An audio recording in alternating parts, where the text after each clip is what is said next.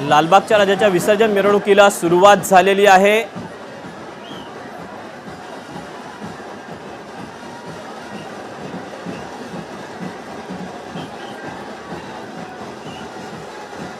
लालबाग राजाच्या विसर्जन मिरवणुकीला सुरुवात झालेली आहे।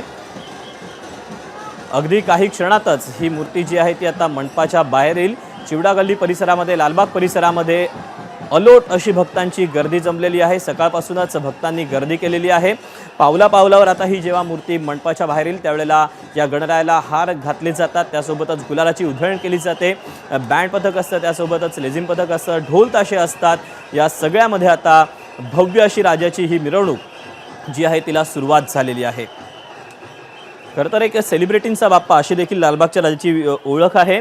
अगदी उद्योगपती असेल, राजकारणी असतील, हे सगळेच जणच या लालबाग राजाच्या चरणी दरवर्षी दर्शन घेण्यासाठी येत असतात, लीन होत असतात। आणि आता लालबागचा राजा हा आता हळूहळू मार्गक्रमण करतो आहे गिरगाव चौपाटीच्या दिशेनं। अगदी काही क्षणातच आता लालबागच्या राजाची मूर्ती ही आता मंडपाच्या बाहेर येणार आहे। लालबागच्या राजाला हार घातले जातात। गेल्या अनेक वर्षांपासूनची परंपरा आहे।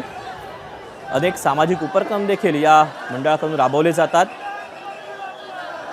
तर दुसरीकडे मुंबईतले जे काही मानाचे राजे आहेत त्यांची देखील विसर्जन मिरवणूक होते आहे। छोटी मोठी मंडळं असतील यांच्या देखील विसर्जन मिरवणुकीला सुरुवात झालेली आहे। तर प्रमुख आकर्षण असतं ते म्हणजे मुंबईतल्या राजांच्या देखील विसर्जन मिरवणुकीला सुरुवात झालेली आहे। मोठी गर्दी सध्या या लालबागच्या राजाच्या परिसरामध्ये पाहायला मिळते। अगदी मुंगीला देखील शिरायला जागा नाही इतकी सध्या भक्तांची गर्दी या परिसरामध्ये पाहायला मिळते।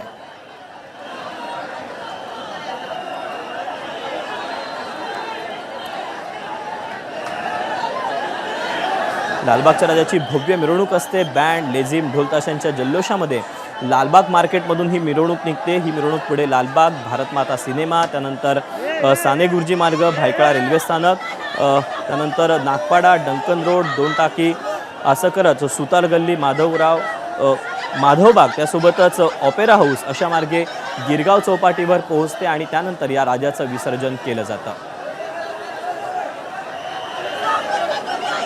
मुंबईतल्या काही चाळी असतील, त्यासोबतच बिल्डिंग असतील, या सगळ्या ठिकाणी खिडक्यांमध्ये, गच्चीमध्ये, रस्त्यांवर अगदी सगळीकडेच राजाचं दर्शन घेण्यासाठी भक्तांची तुफान गर्दी पाहायला मिळते।